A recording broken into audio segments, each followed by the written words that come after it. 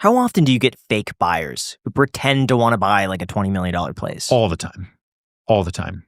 It's a flex. It's always the guy who then brings a girl and he's looking at something for $40 million. And yeah, I'm going to wire you this. There's so much wire fraud, bank fraud. Like, it's just gross. It's so annoying. We just had it. Yeah. We've had it multiple times this year. You know, I think we've become much more adept of trying to smell things out. But con artists have become very, very capable. Like, especially with AI now. Like, the bank statements are amazing. They can get bankers on the phone, but it's just AI. Like, fake everything, and you just don't know. And then the money never hits, and it's just all what's bullshit. What's the point of doing that? And like getting to the very end, and then the money feel cool. Sometimes, what I used to think it was, especially when it's foreigners, is they take a contract and they sell it overseas. So they'll say, listen, I've got this $20 million place for $12 million.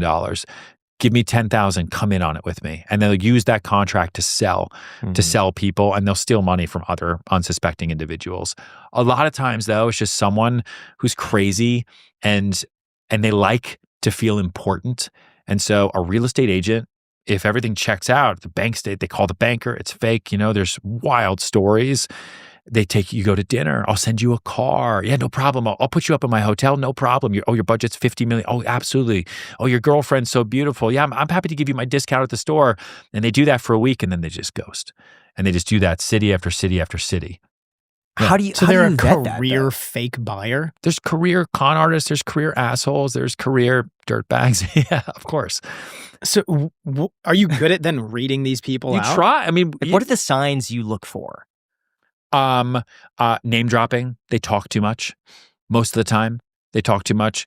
Obviously, so that's one. That's early on in a phone call. Okay. They also talk on the phone. Two, ungoogleable. Like, if you're buying something, you're saying you have a budget of over $10 million, and I can't find you anywhere.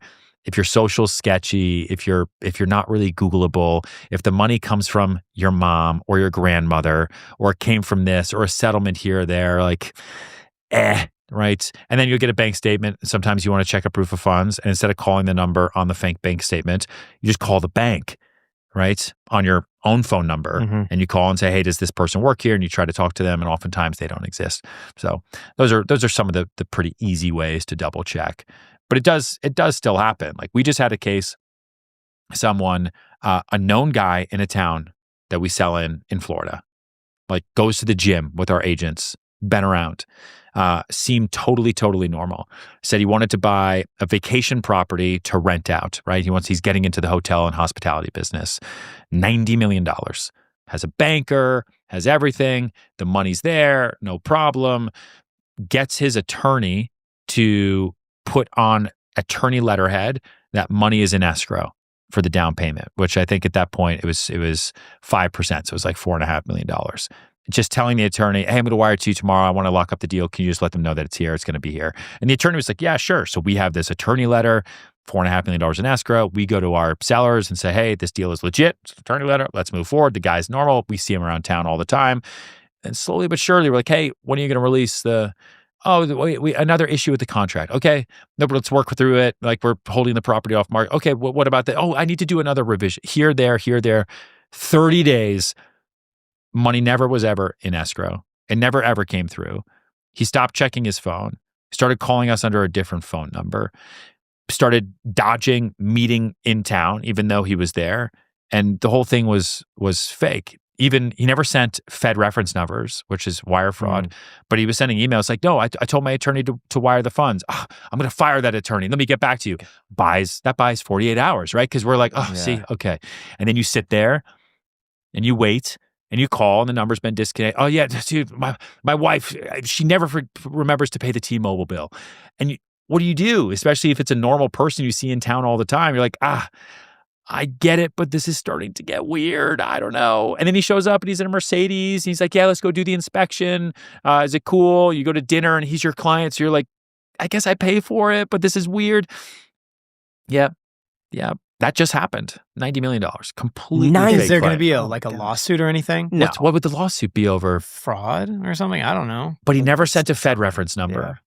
You can't do that. And they're very, very, very smart about it. If you send a fake Fed reference number, you can be indicted for wire fraud. If you just are talking about, hey, yeah, I sent the money, I'm going to send it, even if you send $1, like, what are you going to do? Sit in court for 3 years to talk about a guy that was just a dick? Like, sell it to somebody else. It is buyer and seller beware at the end of the day. What's the biggest scam you've seen in real estate recently?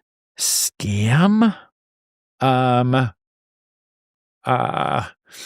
Like one thing that we spoke about quite extensively was like the squatter issue that California is facing, where it's like a civil case.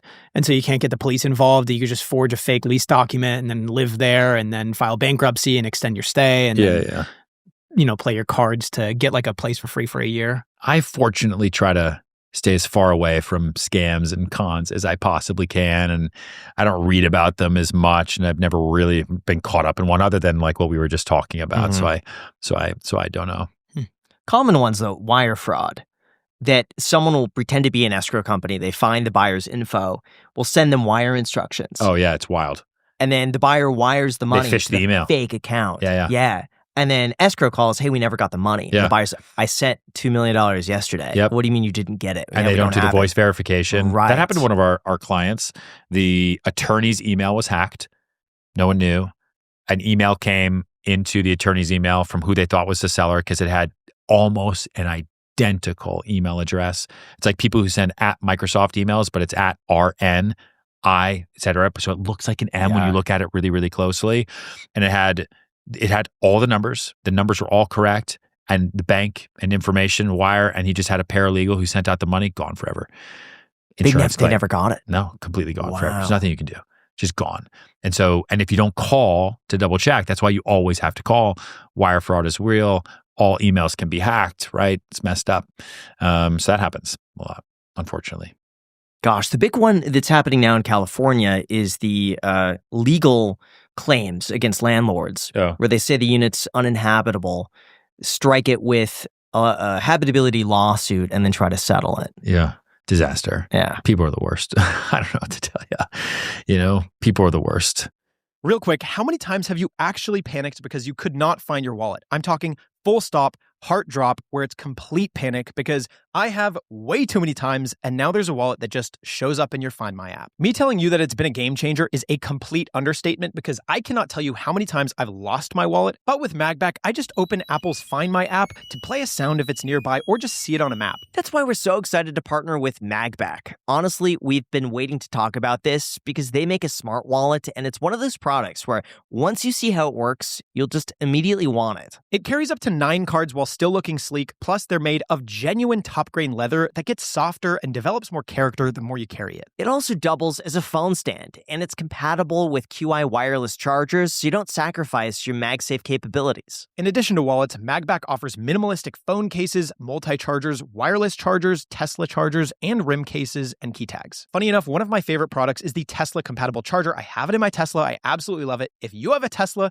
I highly recommend it. And you could get 15% off of any of these products using the code iced15 when you go to creators.magback.com/the-iced-coffee-hour. The link is also down below in the description. Once again, that is code iced15 for 15% off at creators.magback.com/iced-coffee-hour. Link down below in the description.